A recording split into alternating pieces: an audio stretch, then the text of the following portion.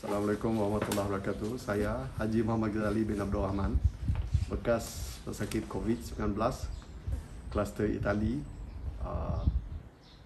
berlaku pada 18 hari bulan Mac 2020. Bermulanya dijangkiti apabila ibu meninggal pada 18 hari bulan Mac 2020. Tapi waktu dia belum tahu lagi lah yang kami orang dah dijangkiti oleh COVID-19. Pada hari ibu meninggal, dua orang adik jatuh sakit dan telah dibawa ke hospital untuk rawatan. Dan setelah ibu dikebumi, balik daripada ibu dikebumi, saya rasa saya pun lelah dan sukar bernafas. Tapi ingat ia adalah sakit demam biasalah. Mungkin kerana letih, kerana ibu meninggal pada pukul 2 pagi dan letih, mungkin rasa cukup tidur dan sebagainya lah. Kerana sebelumnya kami dengan anak saya jaga ibu lah di hospital lah. Lepas 2 hari kita dimaklumkan bahawa ibu meninggal akibat daripada COVID-19. Dan kebetulan kedua adik yang dirawat di hospital pun didapati positif COVID-19. Pada ketika itu KKM menghubungi kami semua keluarga untuk menjalani ujian swab di Hospital Umum Sarawak. Ialah pada ketika kita perasaan yang ibu meninggal akibat COVID, dan biasalah bila ada kematian seluruh ahli keluarga datang menziarah, dan terpaksalah kita maklumkan kepada semua yang datang untuk menjalani ujian swab test seperti yang dikehendaki oleh KKM. Keesokan harinya, bila keluar keputusan, saya dan isteri telah didapati positif dan kami telah diarahkan untuk menjalani rawatan susulan di Hospital Umum Sarawak. Pada 21 hari bulan, bila saya dan isteri masuk ke hospital, dapat panggilan daripada doktor menyatakan yang adik perempuan saya, Nur Hafizah Abdul Rahman, telah meninggal dunia dan akibat komplikasi. Pada ketika itu, apabila menerima berita, sedangkan kita pun lagi merasa sakit, makin lemahlah keadaan diri pun. Tapi alhamdulillah dapat dikawal. Tapi apabila 2 hari selepas itu, satu lagi panggilan daripada pihak hospital menyatakan adik lelaki pula meninggal dunia. Pada ketika itu, kalau kita cakap untuk kita break out lah, mungkin rasa nak hitam bila dengar berita, dan tahap kesihatan makin menurun, oksigen makin lemah, dan pada hari berikutnya memang tak dapat mengawal keadaan diri, terus terus dimasukkan ke ICU. Dalam ICU saya telah ditidurkan selama 52 hari, dan saya menjalani rawatan susulan lebih kurang dalam 20 hari dalam ICU bersih. Dan selepas itu pada Jun 23 baru dapat kebenaran untuk balik ke rumah. Ketika sedar 52 hari, saya dapati diri saya mengalami sakit di seluruh anggota badan, lemah di seluruh anggota badan, dan tidak dapat dirasakan lagi bila kita melihat banyak yang alat peralatan di badan dan jarum dan sebagainya, dan mesin yang berbunyi kiri kanan makin membuat kita rasa tension lah artinya. Tapi ialah kita faham bila kata doktor datang beri rawatan, kita dapat mengawal keadaan lah. Tapi dari segi fizikal memang badan lemah,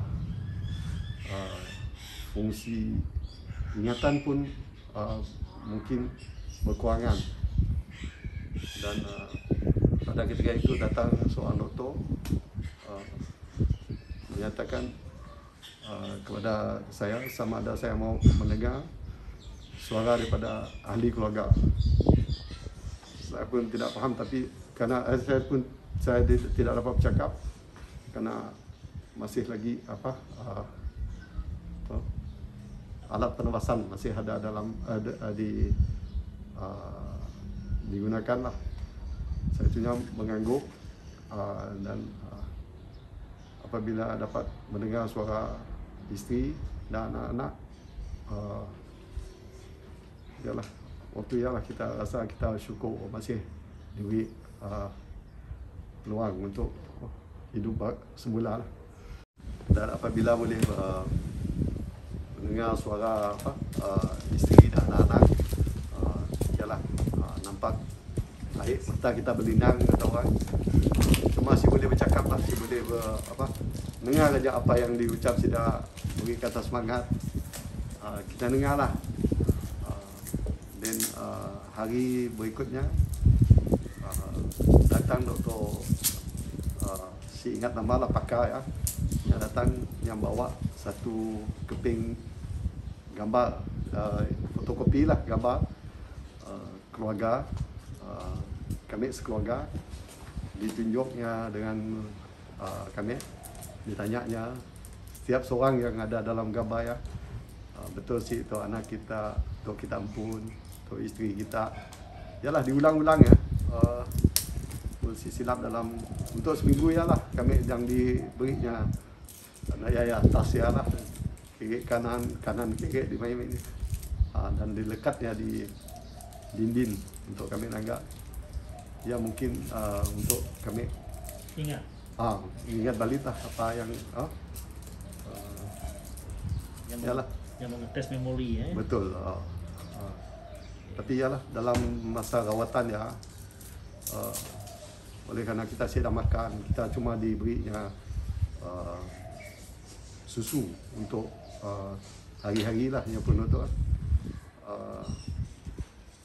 Dan bila keluar daripada ICU, masuk ke ICU biasa, ayah baru kita tahu lah, kita dah dapat catch up dengan apa cerita di ya. Kita dapat rasa luka di badan oleh kerana mungkin lama gila ditidurkan, penuh luka di belakang badan kita. Jadi hari-hari lah si daya datang membersihkan, balik cuci. Oh ya, dan saat ya lah sakit, bila daya memang sakit lah, ada rawatan susulan, doktor pakar datang, fisio mengajar kita ini yalah, guna kekuatan badan lah. Tapi yalah, bila kita tahu, nampak dengan mata kita pun susu badan kita ada kekurangan. Macam ni perasaan kita bila di padah ataupun apa untuk di padah oleh dokter kita boleh keluar apa semua. Ya, yalah bila kita dah dimasukkan ke ICU biasa, ya tempat pemulihan lah, pemulihan, dan bila dah okey kita dipindahkan ke ward biasa pada awal Jun kalau masih silap lah, masuk ke ward biasa, kita dah rasa mungkin peluang untuk balik dia dah cerah lah. Jadi tapi ialah dari hari ke hari kita nunggu. So 23 bulan Jun, tarikh kiamat kita dapat balik lah pulang ke rumah. Bila balik ke rumah kita terkejut dengan apa, ada sambutan dibuat oleh sidak ahli keluarga lah. Ialah oleh kerana 3 bulan 2 hari kita si berjumpa. Memang si boleh dia di apa di jemput gini gitu, di ziarah di hospital. So kegembiraan dia datang walaupun sakit, gembira yang dapat menghalang kesakitannya lah. Tapi yalah dari segi fizikal badan memang masih belum boleh berjalan kerana kami terpaksa pakai kursi roda. Itu awal-awal ya. Nak pakai kursi roda. Dan dari tempohnya sehingga sekarang pun kami masih ada rawatan susulan di Hospital Umum Sarawak.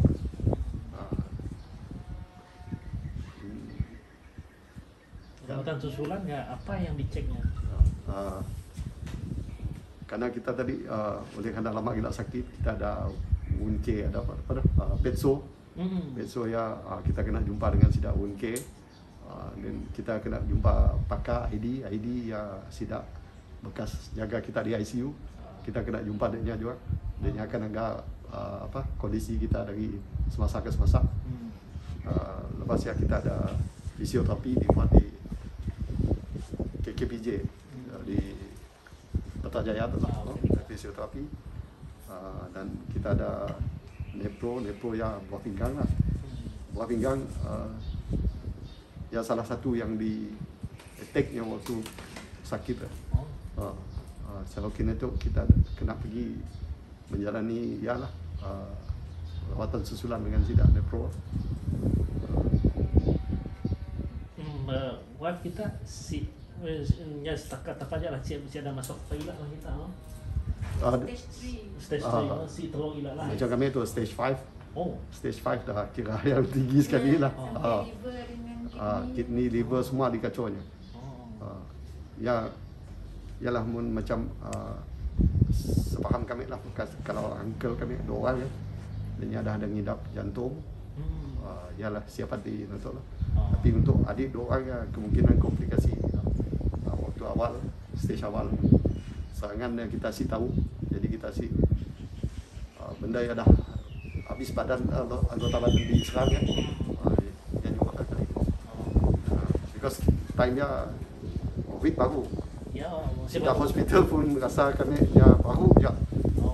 Dikejutkan oleh benda ya. Jadi dari segi rawatan dia pun bukan madas jesi pandai, tapi ialah sentiasa berujuk dengan sidak pakar lain. Waktu penggemuan ibu kami nyambut ibu dalam liang.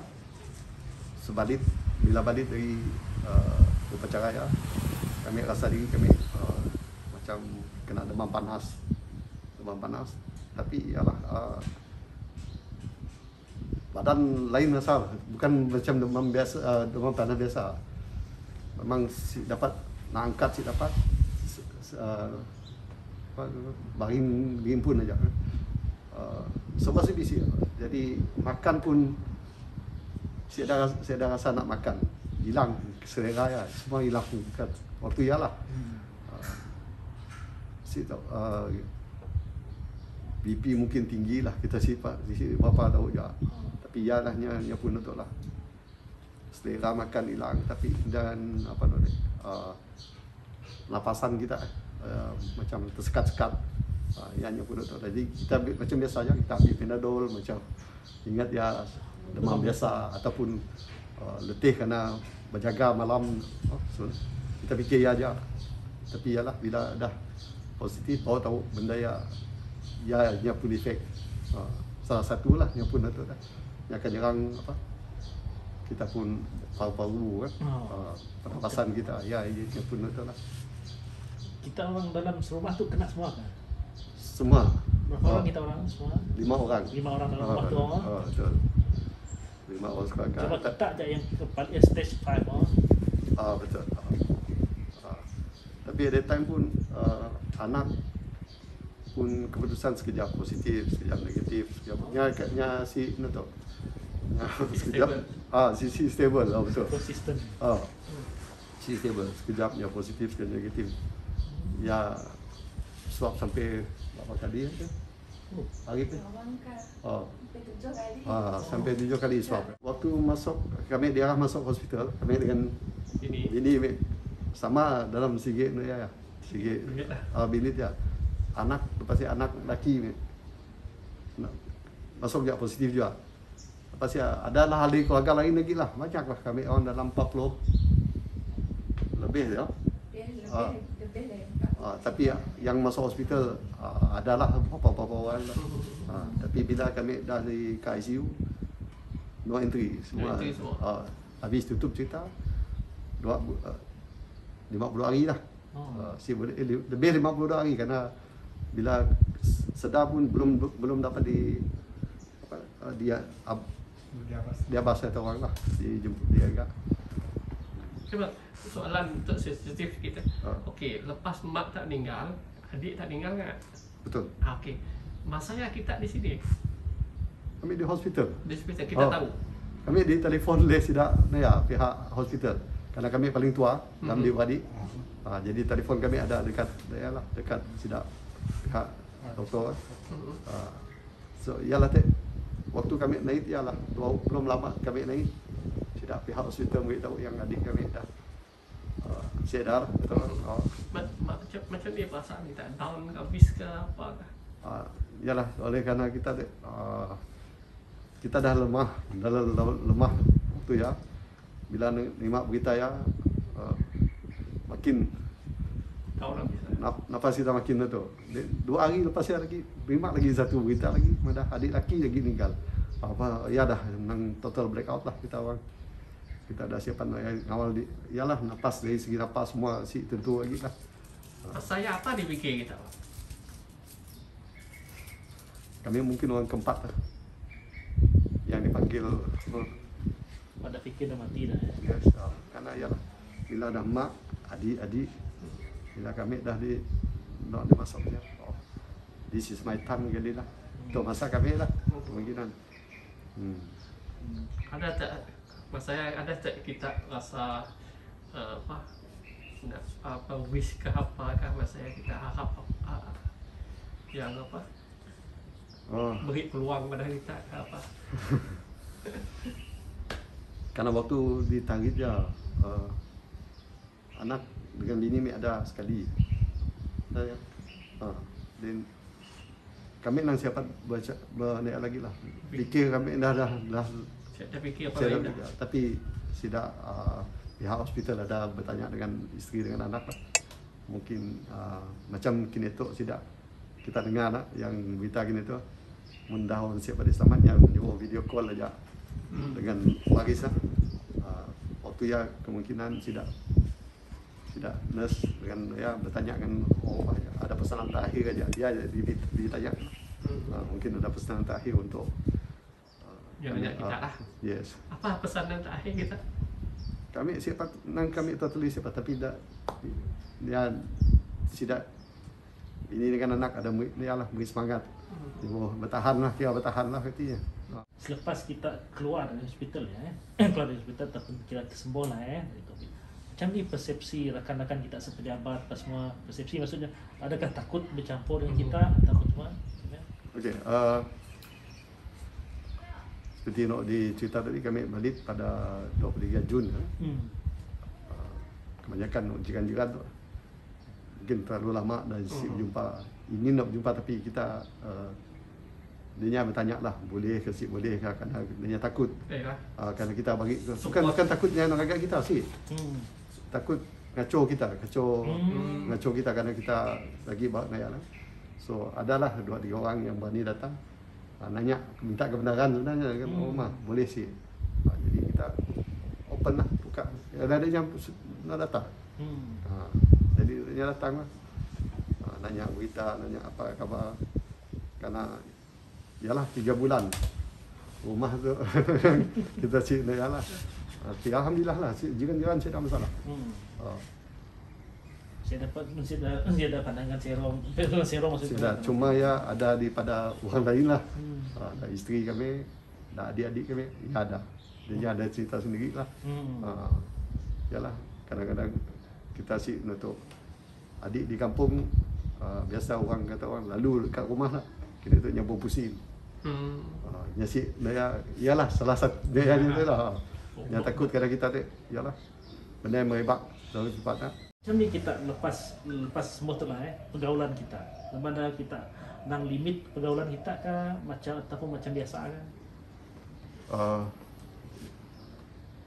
Yalah. Sebab kita rasa dah dapat pengalaman yang begitu pelik masa dalam ICU apa semua kan. Jadi kita semestinya kita karena tu rasa nang berhati-hati mau bercampur dengan orang apa semua. Okey, kini tu kita nanggal cara apa nama tu, jangkitan yang berbeza. Jangkitan mungkin berbeza lah. Dulu ialah kita baru pertama kali ya kita nanggal macam biarlah mungkin rupanya, tapi gini tu sini-sini aja boleh jadi. Sini-sini boleh jadi lah. So masihlah macam kita ikut SOP diajar oleh tidak kerajaan, pakai mask bila pergi keluar tangga tempat kami kita baliklah. Saya ada guna kita nunggu sehari, dan bila keluar pun lepasnya kita terus bersih diri. Ya salah satunya pun betul lah. Tapi yang pada kita tu baru tu, jenis baru tu super spreader atau orang super spreader. Yalah bila keluar tu, bila kita dah sikit lagi bila kita tahu yang kita dah pergi swab test, duduk dia di rumah lah, nak keluar diri lagi. Tu kadang-kadang dah ada gelang, masih lagi ingin keluar, berjumpa kawan apa indah. Dan bagi ada masyarakat juga tu, bila katalah kami tu kena ingin juga nak nanggal, nak ngabas satu orang kan. Dia pun masih juga ada kita tu. Ya pun yang gini kata mana nak ada si dengar itu pun susah. Dan apa pesanan kita kepada masyarakat?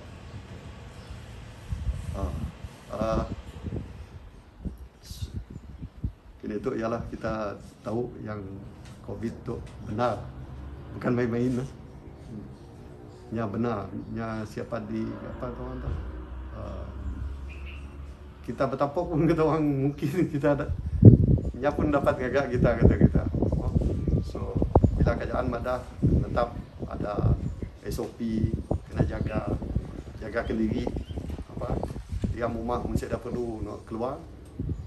Keluar pun bila pakai apa nama face mask dan sentiasa apa jaga kebersihan diri. Kalau ada kata tempat awam ya, apa nama kita nanggal kelompok ya banyak kami si payahlah kita biar kita mengundur diri je lah.